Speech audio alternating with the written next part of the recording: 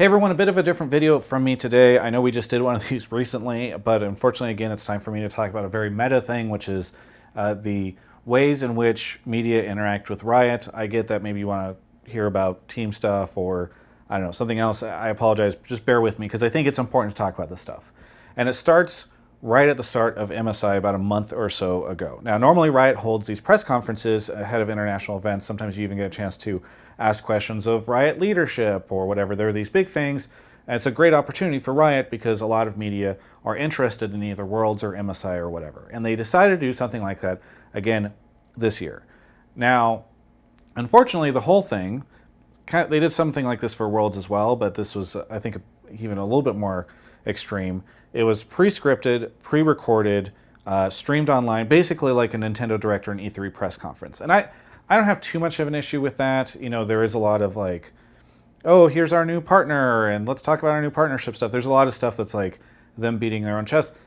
Look, that's actually kind of what these things are for. I don't fault them for that. The problem is that in the past, you actually had an opportunity for media to ask questions during the press conferences that would be at these things, live Q&A. Well, they didn't do that for this. What they actually did is you could, when you register to be able to watch the event as media, pre-submit in that moment a question to be asked potentially on air. Now, there's a lot of issues with this. We'll get into that in a second. But the question I decided to submit was about the import rule. Because obviously, I have just been covering that like crazy. I think it's a great question to ask at an international event of the global LoL esports leadership because it's a rule that impacts all the different regions.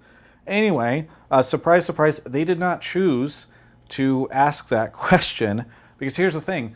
The questions were just kind of scattered throughout, read by the global head of comms, PR person. In fact, let's go ahead and take a look at the first question and how they decided to put it in. A question from the media.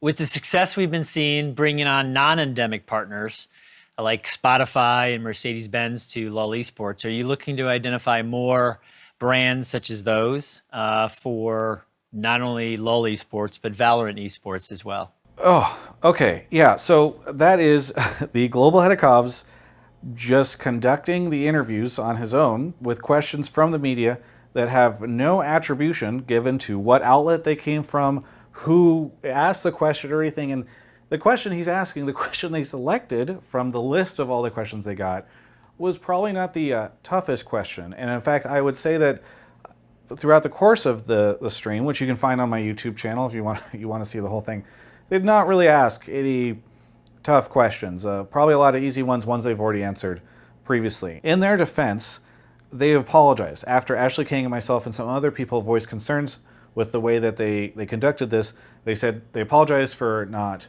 attributing media, and they decided that they were going to do that going forward. But in my opinion, it's a pretty big oversight for what is supposed to be an entirely media-oriented event to be so bold as to not only do this pre-submission process, not only have the questions asked by a PR person whenever the event begins, but also just to not attribute to media. Whatever, they ended up apologizing, but this is not the first time that something like this has happened with the Global Comms team. They don't tend to be very transparent. They don't tend to do very many interviews.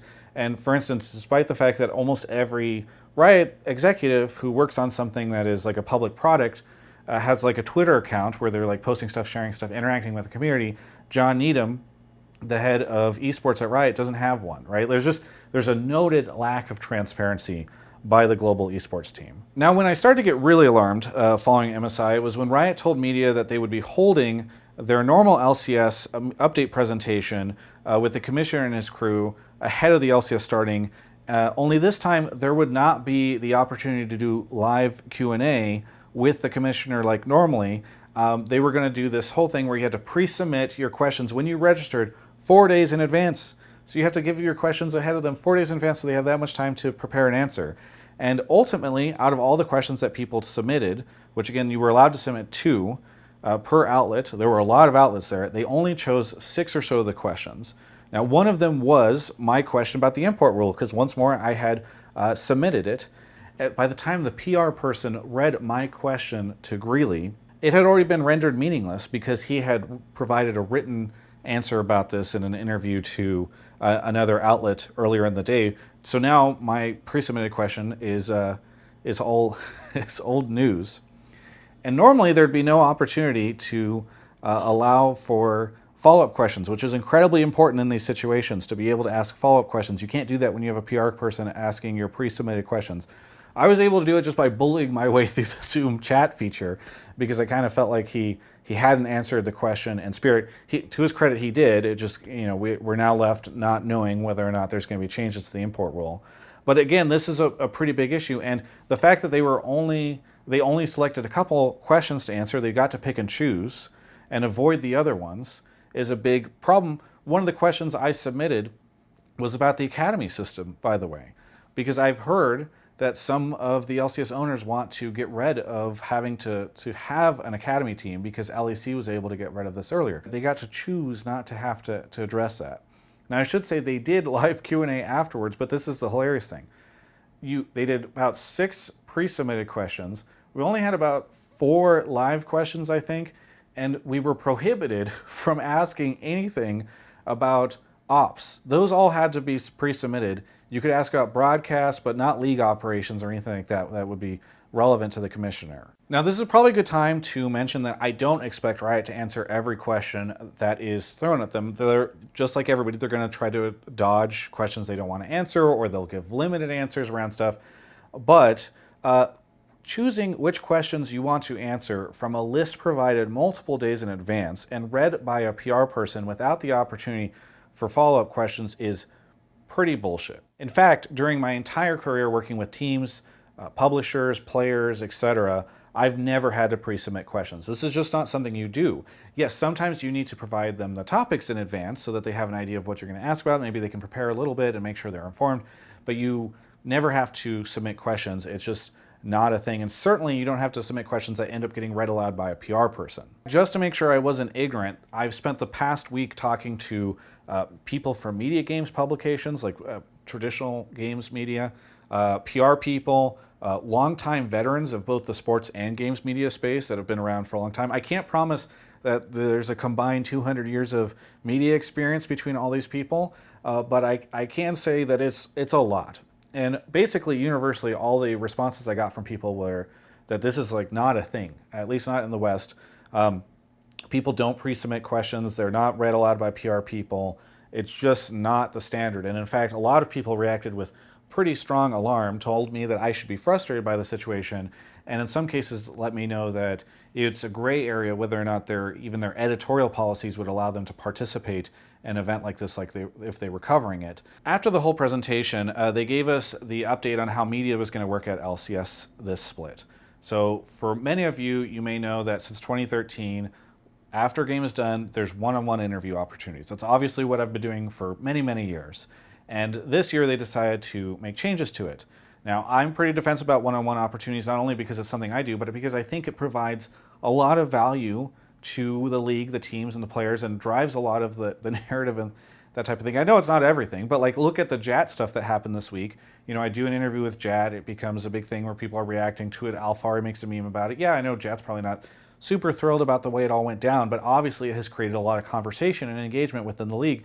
It's a good situation, but they've changed the way it works. Now, Sundays, I'm kind of okay with the change there tentatively. I'm curious to see how it goes. But instead of requiring one-on-ones, Riot now makes it so that if you do some sort of media opportunity earlier in the week, like for instance, if a player came on Hotline League, you don't necessarily have to do a one-on-one on Sunday. It's to help incentivize people to do content outside of game days, which I think is good because perhaps it creates a more diverse set of content. I'm a little worried people will game the system by trying to do like emailed interviews where like a manager is just providing the answers, but I don't know. We'll see how it goes. But it's a good experiment.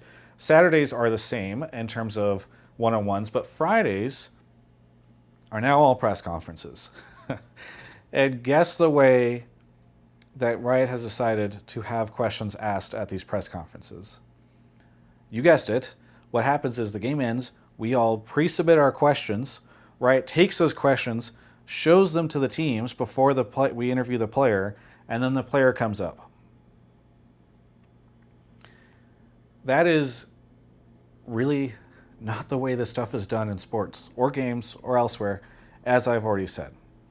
Now, it's worth mentioning that they did this last Friday, and what ended up happening was they did not get enough pre-submitted questions to last more than 4 or 5 minutes, and so after that they had to revert back to live Q&A. So no more, like, again, the beginning of this is a PR person reading out the questions, and then eventually we get to ask our own question. Now, I want to point something out. If you are LCS or esports media and you are watching this video and you realize, okay, well, when we don't pre-submit questions or they run out, they have to go to live Q&A, maybe we could all just stop pre-submitting questions, short circuit the whole process, and create actual live Q&A press conferences, which are the standard in every other industry, by just refusing to submit them. Look, I'm not going to fault anybody who doesn't do that, but I do think it's an interesting way for us to handle this. But I get that not everybody is in a position where they can be as annoying as I am to the Riot media group. But it is something worth thinking about. As an aside, I just want to mention that I did reach out to the Players Association about this to see if this was something that the players had pushed for some reason. And I've received the answer that this was something that they were not a part of at all. So this is not coming from them. So what does this all mean? Okay, well, Riot already has a great deal of transparency as a publisher outside of the esports space. I actually think they're really great about it. I know they get memed on for maybe communication around the client-side stuff. I'm not saying they're always great. But the fact that Mark Yetter, I don't is actively on Twitter posting updates on stuff, they don't, you have got Mort, by the way, doing his streams and answering all sorts of TFT questions. He's wildly accessible by the community, and I think does a great job of communication there. They don't always do like a tremendous amount of media, but they certainly don't seem to just like shut down and stop talking about anything they don't want to talk about. I think they've actually addressed some stuff out there that they probably don't feel like discussing, and that's what's really weird about about this whole thing is that the esports side just acts in such a different way than the entire rest of the company, and in fact is doing things that are a little bit more bizarre than what you see out of any game publisher. Again, like nobody else is doing this kind of pre-submitted, pre-screened, hand-selected, hand-picked, PR-read question type thing. And it's not just about the media stuff. It's also comes down to the way that they communicate other things. So for instance, a great example of this is at MSI, where they decided to break their own rules to schedule the teams differently for the semifinals. Now, I'm not here to talk about whether or not that was a good decision or not in terms of the rule breaking or the schedule change or whatever you want to call it, but the fact that there was actually no communication about the fact that they were going to change the way that the MSI event was supposed to be handled until media and the fans kind of blew up about it, and some of the teams even, I think is a pretty good sign, an example of the fact that the global comms team just doesn't really consider proactive communication, being transparent about this stuff to be a priority at all. Now, I want to address a few important things here because I could hear people making some arguments in defense of what's going on. One, this isn't about COVID. So I think there's this tendency lately for companies to come out and be like, oh, well, we have to change the way we do things because of the pandemic. And yes, sometimes you actually do because travel is difficult, all this stuff, right? It's 2021, people. Discord, Zoom, etc. exist. You can do a live Q&A session with media. It is not that hard. And in fact, they are ending up doing some of it anyway. They just pick and choose to avoid doing it around topics that they don't feel like they want to talk about. It's also a tough time to be doing this because of something that happened in the traditional sports world recently that I want to address in this. Naomi Osaka, who is a tennis athlete, recently pulled out of the French Open because of requirements around the press conference situation there. So I could see some people making the argument of like, hey, maybe we need to do a lot to protect our players from the media. All right. I would challenge that by saying that I don't think there are too many instances in comparison to traditional sports where people have asked like some weird sexist questions in some situations, racist questions in some situations to especially female athletes is really shitty. I do not think there are relevant situations where the media is being as aggressive or shitty to players or individuals in the space as what you might see in traditional sports. And in fact, in my Jet interview this week, even though I followed up on questions with him and kind of challenged him on some stuff, people still thought I was being too softball with him. If you go look at the comments, it's just not like a thing. People do not, to my understanding, believe that there's some existential threat out there from the media that's going to damage the situation for esports pros. It's just, we're not at that level yet, so I don't buy that excuse either. Beyond the fact that this shows that Riot is less interested in being transparent around their esport via these pre-submitted and PR-read questions, I also just think the whole thing ruins like the content for the fans and the players on the teams. It's actually not helpful to anybody, because instead of having like an engaging one-on-one interview or even like a press conference where people are allowed to ask follow-up questions and they're more spontaneous and like it's a natural thing, when you just sort of bring this all down to the lowest common denominator where you have a PR person asking a question that they know is coming, and they're just going to give this canned answer to you, you're actually hurting the potential for interesting, spontaneous events to happen, for personality to be shown, for engaging moments in a time where we've, as I've said previously, we've thrown out more than half the league year over year. There's a whole bunch of new players that are coming in.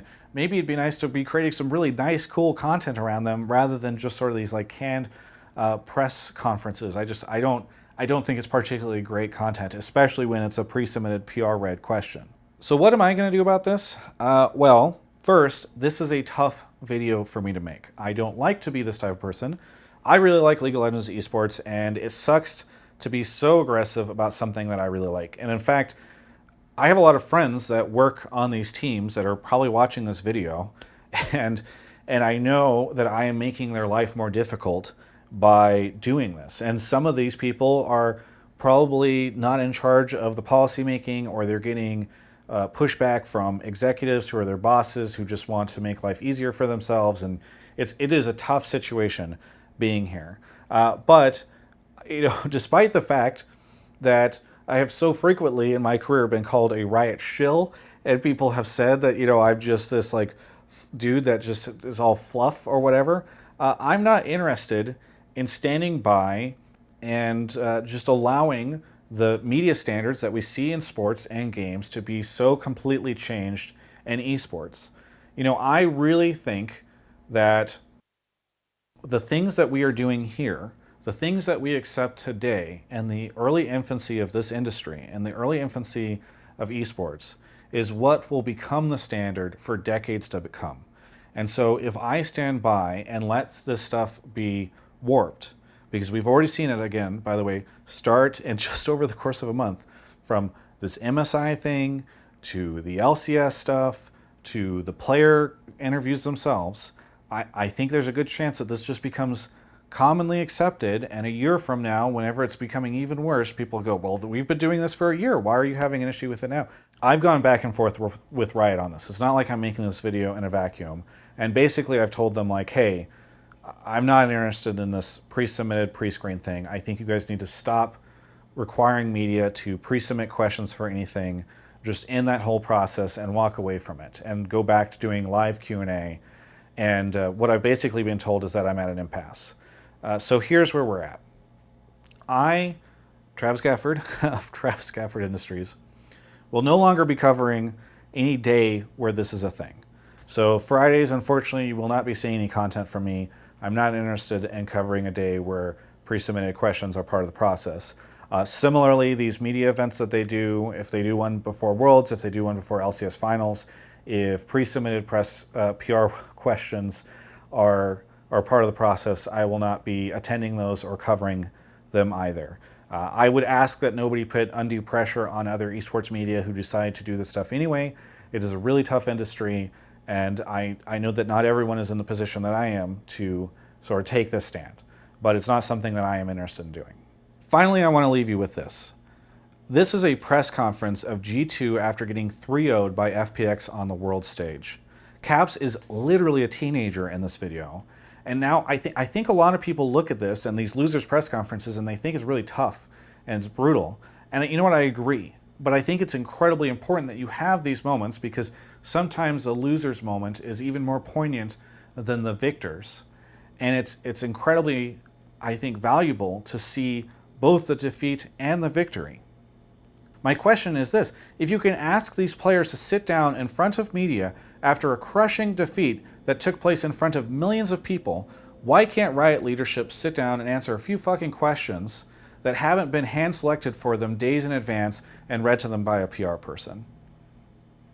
Thanks for watching the video. Hopefully we'll see some change around this policy in the future.